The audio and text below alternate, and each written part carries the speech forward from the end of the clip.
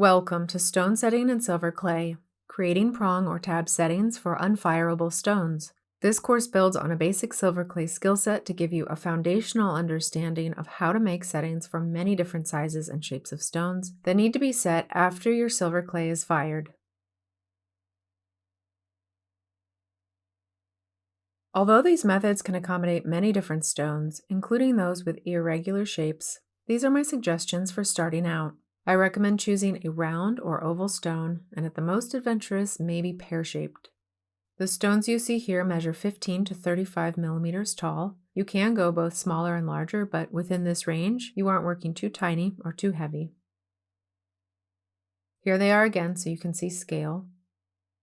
I also recommend you use a stone with a girdle measuring about 3 millimeters tall. The lower the girdle height, the easier it can be to secure with prongs. Also, many cabs have a straight girdle, creating this kind of corner where it meets the dome, and others, like this tiger's eye, are curved where the girdle meets the dome. I favor this rounded look when most of the stone is exposed, as it is in a prong setting, but I more often find stones that I like with straight sides. Choosing one or another is a matter of preference. Either cut works for what we're about to do here. Finally, I would suggest this is best for a stone that is a 6 or above on the Mohs hardness scale.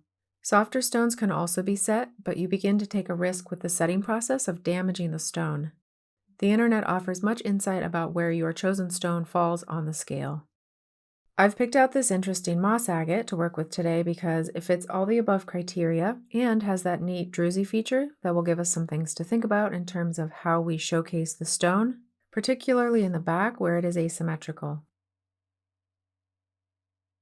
Once you choose your stone, you're going to need some more things. We will talk about tools in detail as we move through the project, but here are a few notes about materials and tools before we start working. This is most of what you will need, plus a few not pictured items. The full list is coming on screen in a minute. Much of what you see here comes from a basic silver clay toolkit, including a work surface, acrylic tools, rolling slats, and a clay dryer. You also will need a mechanical pencil, paper, and tape. Shrinkage is a very specific calculation, and so for this course, I am always and only referring to art clay silver and art clay silver paste. Not pictured necessities for this project include a kiln, a scanner, software for scaling up a scanned image, and a printer. Please especially note the final line on the supply list, which is that if you plan to solder jump rings onto your pendant, you will need a basic soldering setup, including a torch and jeweler's pickle. One final tools note is that these flat nose pliers and wire cutters are on the optional list, but I do highly recommend them. I find them incredibly helpful and multi-purpose, as you'll see throughout and especially toward the end of the project. The flat nose pliers have been dipped in Tool Magic, a product which makes them both soft and a little grippy. This will help to open, if needed, and also to close the prongs without leaving scratches on the silver.